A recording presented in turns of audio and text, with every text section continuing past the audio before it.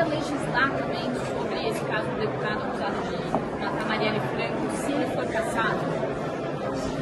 O Supremo Tribunal Federal não legisla. Desculpe, eu usei a palavra errada. Então, repete que eu nem entendi a pergunta. Sim. O STF legisla. O que vocês acham? Deixa seu comentário aqui no vídeo. Mas, Deltan, quem deveria legislar na separação de poderes não é claro que é o Congresso Nacional? Como assim perguntar se o STF legisla?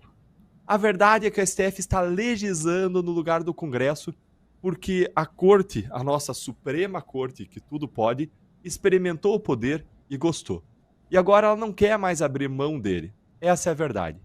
Existe sim aí um certo componente de arrogância de alguns ministros do Supremo que se enxergam como seres iluminados, que estão na vanguarda da sociedade, muito à frente do seu tempo. E por isso eles teriam o poder, mais o dever de decidir as questões e os conflitos sociais no lugar do Congresso, que para eles, na visão deles, seria uma entidade, uma instituição retrógrada e que não legisla sobre esses temas que eles querem legislar, porque tem uma maioria conservadora que eles afastam, que eles repudiam.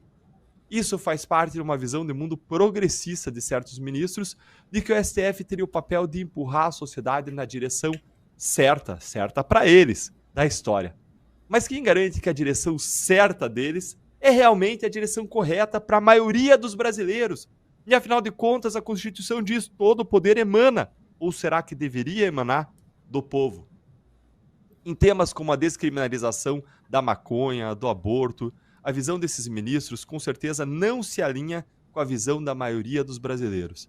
Isso está mais do que comprovado por várias pesquisas recentes.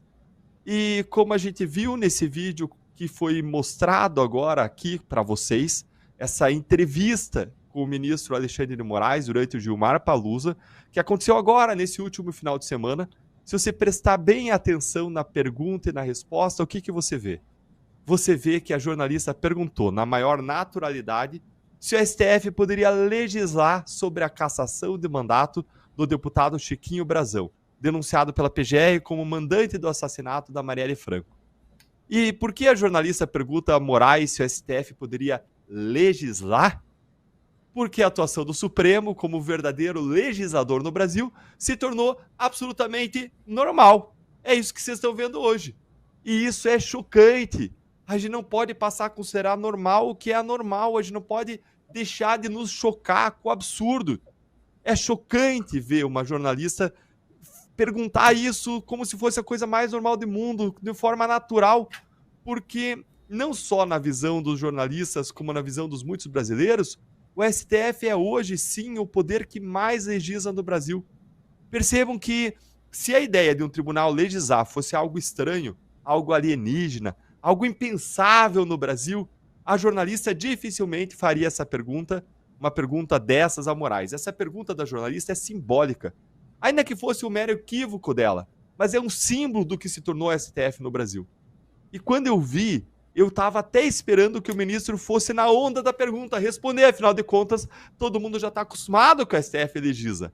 Mas Moraes tenta ali se fazer de bobo, de desentendido, para não ter que responder diretamente se o STF está ou não legislando.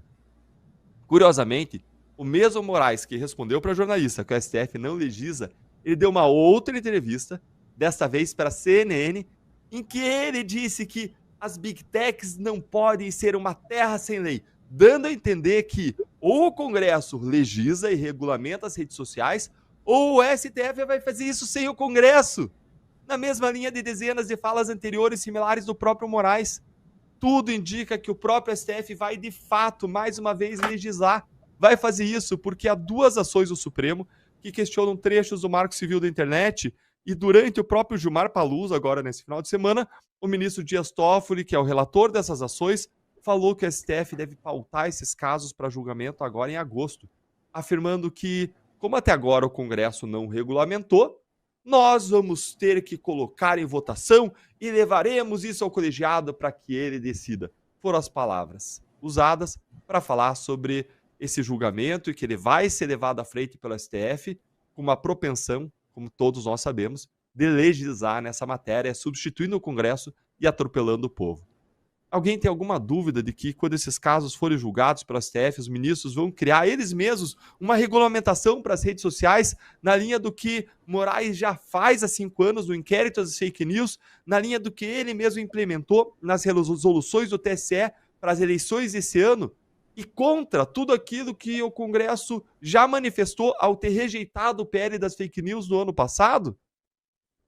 No julgamento da descriminalização agora da maconha, o ministro Fux foi o único que lembrou aos seus colegas que o Brasil não tem um governo de juízes e que eles não são juízes eleitos e, portanto, eles não deveriam decidir legislar em abstrato. Eles deviam decidir os casos que são competência exclusiva deles e não decidir casos que são competência exclusiva do Congresso Nacional, como, por exemplo, a legislação sobre a matéria penal, que é algo exclusivo do Congresso. Ou seja, só o Congresso cria, só o Congresso revoga crimes. Mas o que o Supremo fez? Foi lá e atropelou uma verdadeira usurpação da competência originária do Congresso.